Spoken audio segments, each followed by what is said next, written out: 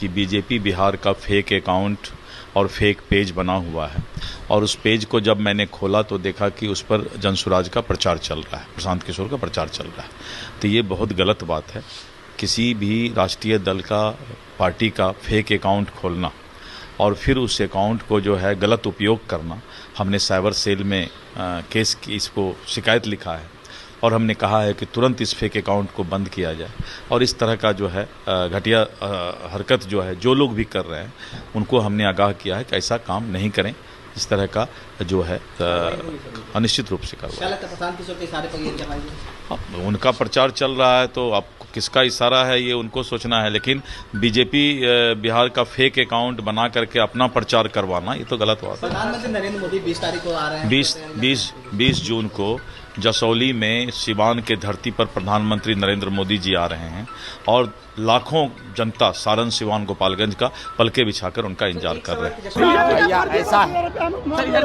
ऐसा है कि इसीलिए आदमी को, जिसको कहते हैं नीम हकीम खतरे जान, दिलीप जायसवाल को अपने जीवन में सोशल मीडिया का कुछ आइडिया है नहीं।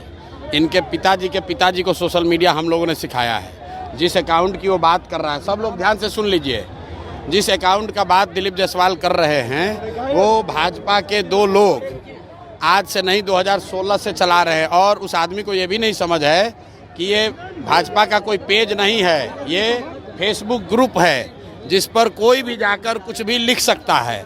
2016 से ये 2 लड़के भाजपा के ये ग्रुप चला रहे हैं। उस पर आरजेडी के लोग भी पोस्ट करते हैं, उस पर जनसुराज के भी लोग पोस्ट कर रहे हैं, भाजपा के लोग भी पोस्ट कर रहे हैं।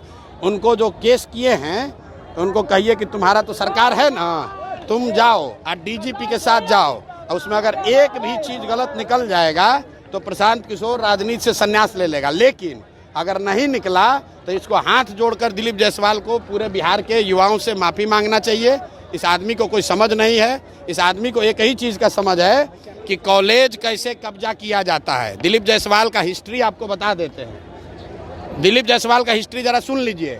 सीमांचल में माइनॉरिटी के मेडिकल कॉलेज में ये व्यक्ति कैसे उस कॉलेज को इन्होंने गलत तरीके से कब्जा किया हुआ है, उसकी जांच होनी चाहिए। और बेचारे जो सरदार जी उसके मालिक थे, जिन्होंने उस कॉलेज की स्थापना की, उनकी हत्या हुई, कैसे हत्या हुई, इसकी जांच होनी चाहिए। ये हमको डराने की कोशिश कर रहे हैं। भाई तुम दिल्ली, यहाँ पटना से लेकर दिल्ली तक जितना साइबर एक्सपर्ट है उसको ले आओ और ला कर दिखाओ। अगर प्रशांत किशोर ने, जनसुराज ने गलती की हुई है तो हम लोग मान लेंगे। ये इसको कुछ आइडिया है नहीं, किसी ने बता दिया कि अरे भैया ये भाजपा के ग्रुप में जनसुराज का मैसेज है। तुम भाजपा के ग्रुप में जनसुराज का आदमी नहीं लिखेगा। आप किसी के भी पेज पर जाकर कुछ भी कमेंट कर सकते हैं, उसमें क्या है। आपको लगता है सर चुनाव से पहले आपको बदनाम करने की? अरे भैया बदनाम क्या होगा इसमें? बदनाम हमको क्या करेगा भाई? सब लोग समझ रहा है सरकार किसकी है, भाजपा की है। तो अगर कोई फेसबुक पेज गलत चल रहा है तो तुम पकड़ लो। दिल्ली में सरकार तुम्हारी है, पटना में सुनिए ना। अरे भाई सरकार किसका है? बिहार और दिल्ली में सरकार किसका है? फेसबुक पेज पर अगर कुछ गलती है तो तुम पकड़ो, अगर है हिम्मत तो।